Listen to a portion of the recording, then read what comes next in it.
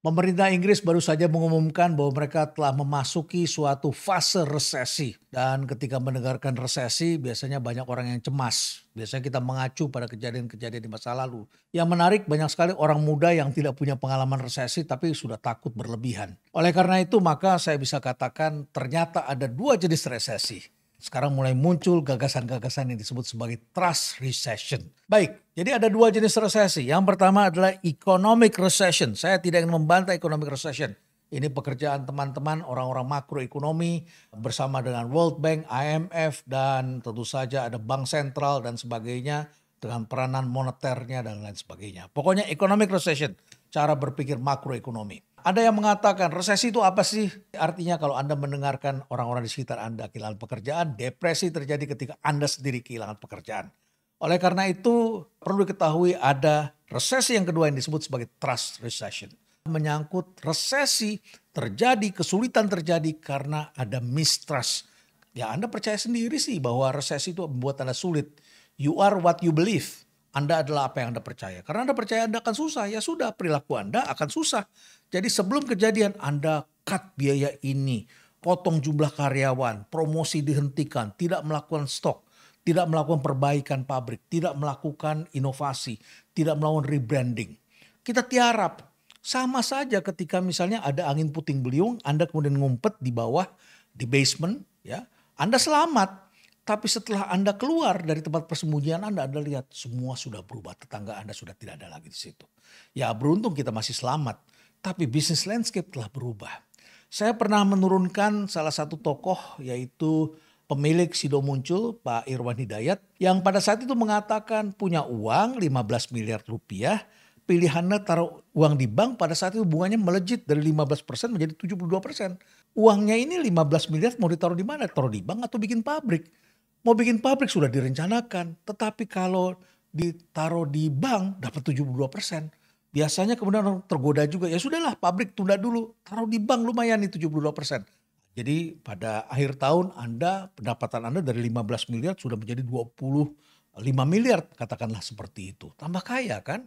Kalau Anda bangun pabrik tahun depan ya baru jadi bangunan, tahun depannya lagi baru mulai roll out menghasilkan produk dan sebagainya. Tapi apa yang terjadi ketika Sido Muncul kemudian memutuskan untuk tetap membangun pabrik? Ya mereka tidak dapat bunga 72%, mereka bangun pabrik. Tetapi beberapa tahun kemudian kita menyaksikan ternyata perusahaan jamu yang lain semua sudah hilang. Masa kecil saya populer jamu jago. Hari ini kita mendengar pemiliknya. Salah satunya adalah Jaya Suprana. Jauh lebih terkenal dan orang sudah tidak mengaitkan lagi dengan jamu jago. Kemana jamu jagonya? Kemudian jamu air mancur sekarang juga tidak kita dengar lagi, tidak banyak. Jadi hari ini mereka yang tidak investasi itu karena tiarap, karena istirahat, karena sayang dengan uangnya, akhirnya tidak lagi kita lihat. Saya ingin kasih contoh lagi Anda bagaimana Wings yang membanggakan kita semua. Dalam pertemuan G20 beberapa hari yang lalu di Bali, para kepala negara tinggal di sebuah hotel milik dari Wings. Saya membaca pemiliknya adalah William Katuari. Wings Group, sebuah hotel yang sangat megah yaitu Apurva Kempinski. Ternyata yang dilakukan oleh Wings Group ini luar biasa. Saya coba telusuri ke belakang.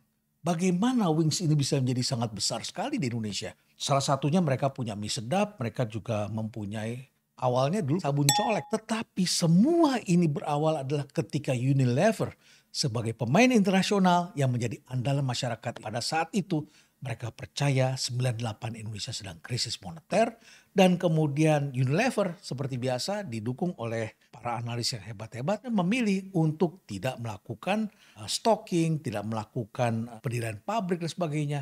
Dan Wings melihat itu kemudian memperbaiki produknya, meluncurkan produk-produk baru. Nah, terbukti pada saat itu ada 1 dari 7 perusahaan yang tiba-tiba membangun trust. Mereka berkomunikasi, iklannya banyak muncul, tidak memotong budget promosi. Tapi mereka justru aktif membangun market. Pada saat itulah market berubah, market membutuhkan produk yang harganya lebih murah atau harganya sedikit lebih mahal tetapi kualitasnya lebih baik. Kemudian tersedia di mana-mana. Barang yang ada kadang-kadang tidak ada di pasar. Size-nya tidak cukup. karena terlalu besar dan lain sebagainya. Orang perlu untuk harian barangkali. Nah, Wings melihat itu, dia invest di tengah-tengah lagi kesulitan orang lain. Satu dari 7 perusahaan itu mengambil langkah tidak percaya kepada krisis dan mereka membangun kepercayaan. Sedangkan ada 3 dari 7 perusahaan itu percaya akan terjadi krisis, percaya telah terjadi krisis. Bahkan sebelum terjadi mereka sudah ancang-ancang, mereka sudah potong budget marketing, kemudian mereka potong jumlah orang, mereka tidak berkomunikasi, tidak membangun branding, tidak membangun trust, dan akhirnya trust itu hilang. Saya masih ingat dulu ketika saya kuliah diajarkan tentang Palembum. Palembum ini adalah merek margarin. Di zaman Belanda orang-orang tua bercerita pada saat itu Palembum menjadi kebutuhan masyarakat sehari-hari. Zaman Belanda, penjajahan Belanda. Dan barangnya memang dari Belanda, dibuat dengan menggunakan margarin dari minyak kelapa Indonesia. Setelah zaman kemerdekaan, itu barangnya tidak ada di Indonesia. Tapi Palembum tetap melakukan promosi, billboardnya tetap ada di jalanan. Begitulah menurut orang-orang tua. Jadi barang bisa tidak ada tapi komunikasi trustnya tetap terus dibangun. Disinilah kita melihat ternyata ada istilah baru yang disebut sebagai trust recession. Jadi resesi yang disebabkan karena trust. Karena Anda percaya bahwa terjadi resesi, bahkan sebelum terjadi Anda sudah mempercayainya. Sejak ada sosial media kita menyaksikan konsep yang dikenal dalam dunia psikologi sebagai the negativity bias itu real terjadi. Yaitu kepercayaan publik bahwa segala hal yang negatif itu akan lebih dipercaya untuk disebarluaskan. Jadi yang dinarasikan itu adalah berita-berita negatif. Misalnya saja Anda dalam satu pertemuan begitu ya, Anda presentasi ada 4 orang yang memuji tapi ada 1 orang yang mencela Anda. Yang Anda ingat yang mana?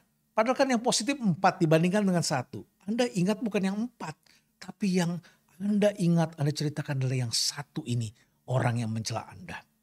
Anda dapat bonus 100 juta rupiah, Anda mesti bayar pajak 10 juta rupiah. Dapat 100 kan lebih besar daripada 10 juta. Tapi 100 juta itu utility-nya katakanlah 4 poin. Tetapi sakit membayar pajak 10 juta itu sakitnya adalah 10 poin. Bayangkan 10 juta itu nilainya lebih kecil daripada 100 juta. Tetapi yang Anda ingat yang 10 juta ini pahitnya. Dan di sini utility-nya negatifnya besar sekali begitu. Jauh lebih besar daripada pendapatan yang tadi hanya 4 poin Anda ukur kebahagiaan Anda.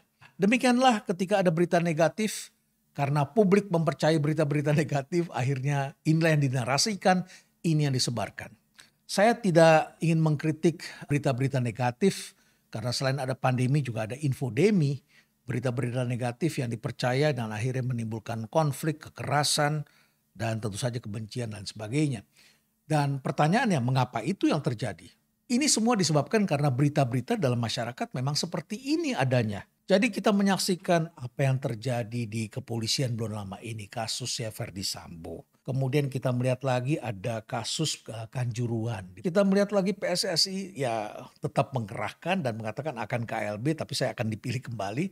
Dan orang-orangnya juga kelihatannya dalam struktur ya dia-dia juga begitu. Kemudian kita lihat lagi mahasiswa IPB terlibat pinjol dan nilainya besar sekali begitu dan banyak sekali orang yang kena.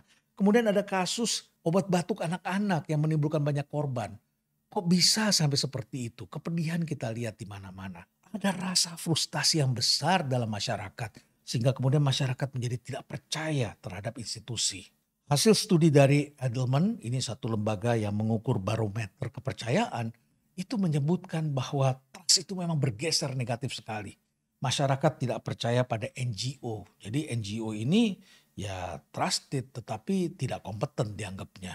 Masyarakat tidak percaya pada pemerintah, masyarakat tidak percaya pada bisnis, masyarakat juga tidak percaya pada media. Ini terjadi merata di seluruh dunia.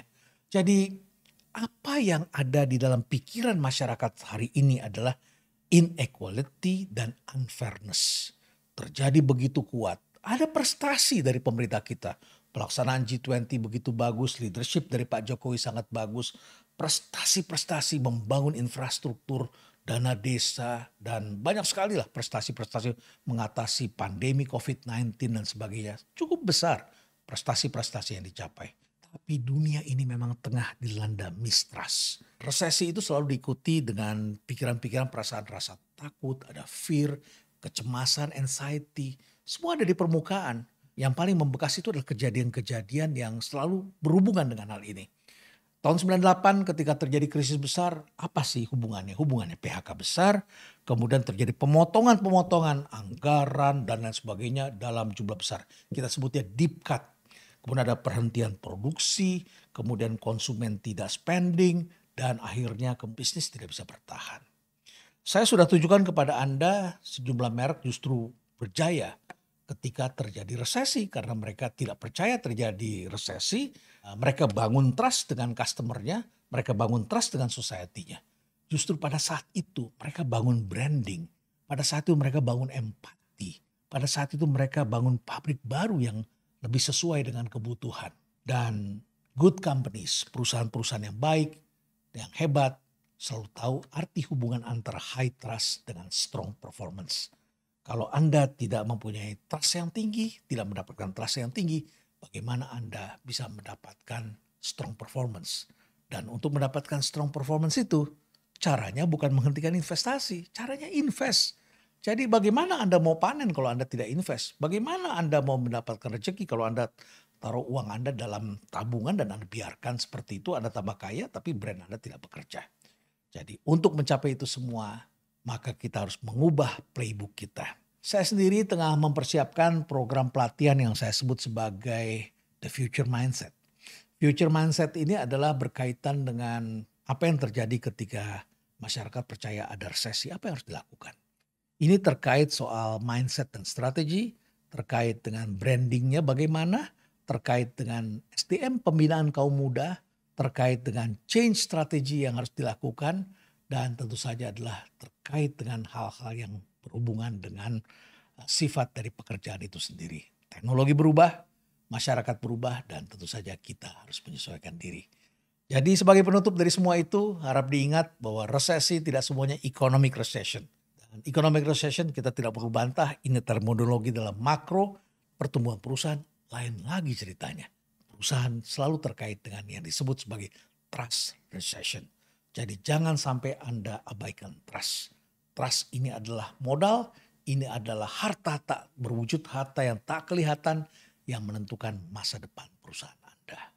Ada yang bertanya, apa yang bisa membuat saya tetap sehat dalam menjalankan aktivitas saya sehari-hari yang sangat beragam dan tentu saja menyita waktu. Saya katakan saya selalu menggunakan produk dalam negeri dan tidak lain adalah tolak angin. Tolak angin adalah herbal untuk meningkatkan daya tubuh yang sudah lulus uji toksisitas sehingga tidak ada efek samping buat organ-organ dalam tubuh saya. Dan tolak angin diproduksi oleh Sido Muncul yang sudah berpengalaman lebih dari 70 tahun mengolah herbal. Produknya tentu saja bisa dibeli di sidomunculstore.com atau marketplace kesayangan Anda lainnya. Kalau masuk angin, orang pintar minum tolak angin. Stay relevant.